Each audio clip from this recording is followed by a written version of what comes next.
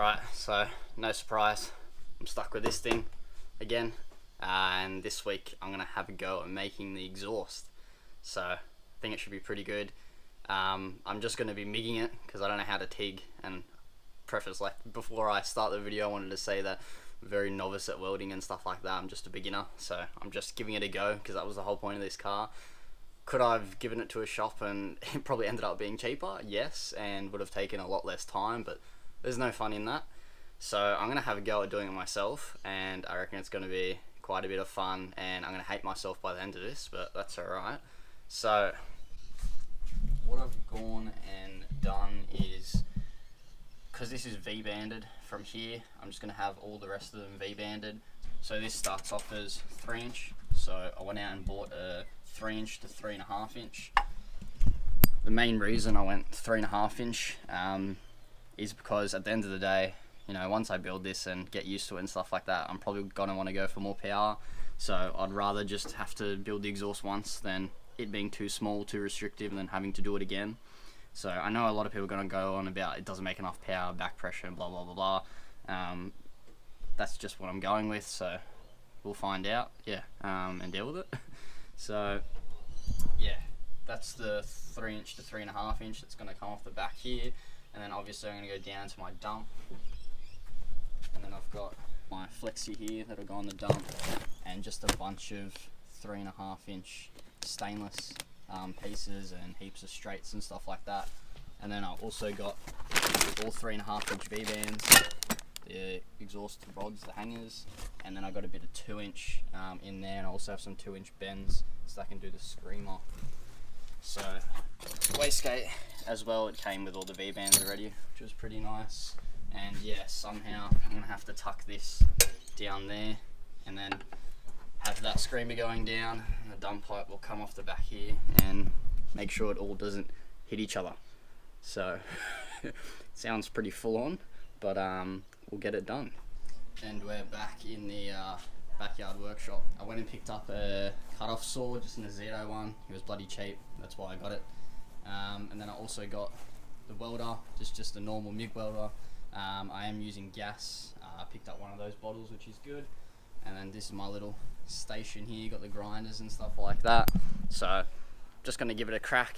I don't think it's not going to turn out, you know, like a shop would do, obviously, but there's no point in doing that. It's all about doing it yourself. So if anybody does have any tips about what I'm doing wrong, or something that could help me out in the future, please let me know in the comments, because that would be pretty helpful, especially with the welding stuff.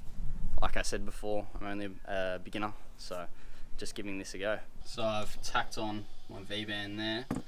You can see that little gap at the top between the expander and this right angle that I've cut. It's just nicking the firewall. So I might have to give it a little bit of a love tap, and hopefully that should bang right in there. Because yeah, I need to close up this gap here, it's a bit too big.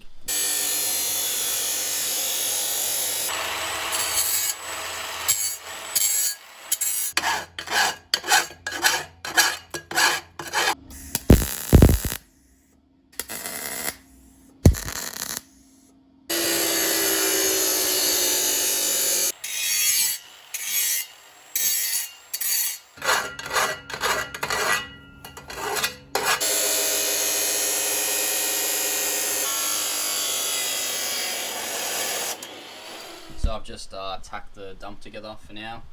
Got our V-band, and then that's the 3 to 3.5 inch. It's a bit shit because I thought this was a little bit shorter, so it was quite a tight fit down here. Did end up giving the firewall a little bit of a love tap, but you know, be right. So yeah, that's just the 90 there, goes down. Hopefully you can see that. Bend comes through there into the flexi. That'll be the V-band, and then obviously I'll have my straight section going down there, another V-band somewhere down here, and then to the third section.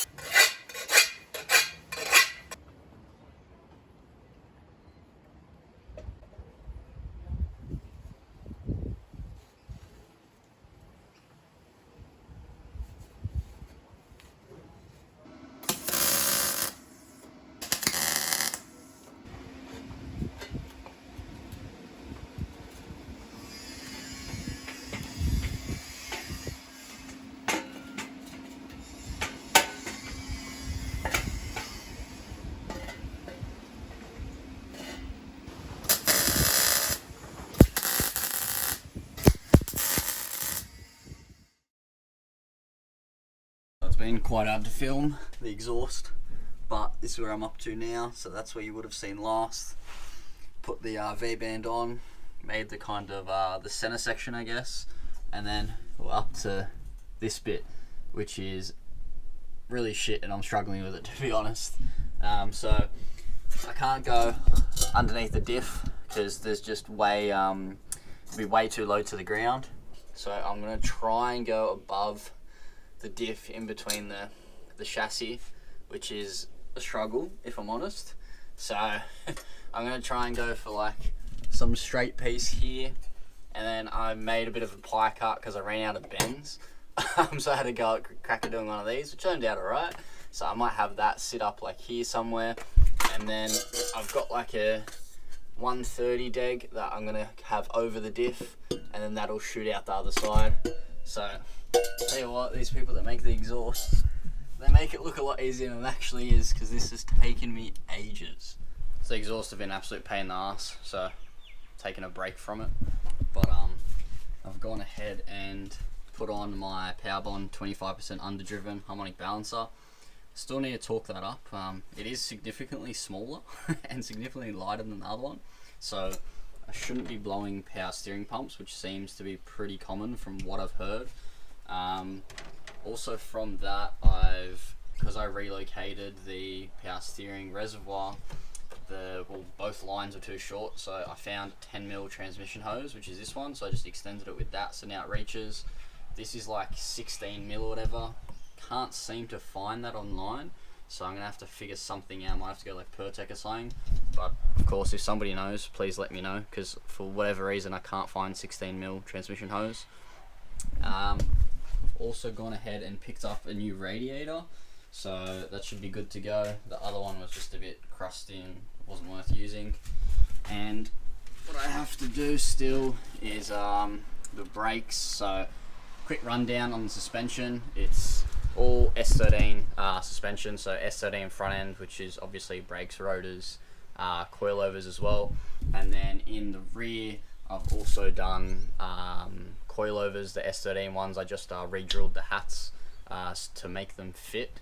So yeah, that's that. That was a Facebook Marketplace special, which was good. I do need to roll the guards because they're gonna scrub, because I can just see it happening. I need to tidy up in here a bit as well. It's pretty grot. And yeah, this is what I was saying with the brakes. So I went to take this off last time and absolutely it just destroyed it. So I bought myself a set of C spanners, so I don't do that again. And then I've also got one of these little bits here. So I've bought a flaring tool as well, so I can flare this brake line. And then I'll put the new thing on, hook everything up, and then hopefully that'll help me torque the crank bolt down, because for whatever reason there's not enough resistance even with it in gear to crank the bolt down to whatever the Newton meters is. So yeah, I'm gonna do the brakes, have to bleed the brakes and all that, get somebody to stomp on the brakes while it's in gear, and hopefully I'll be able to do up the bolt. But yeah, that's the rundown for the suspension at the most part. I also managed to lose the washer that goes on the crank bolt for the harmonic balancer, and I couldn't really buy one online separately, so I ended up buying a GQ bolt and washer. It was like 1989, I think, GQ RB30 Nissan Patrol, and that actually fit. So if you're looking for a crank bolt and a washer because you lost yours like me and you're an idiot, you can use a Patrol one. So yeah, that's about it for this one. I'm pretty tired. The weather's shocking, so I can't do any more welding because I was welding outside obviously and it's raining, so that ain't happening. But I'll probably finish the exhaust in the next one. Yeah, cheers, thanks for watching.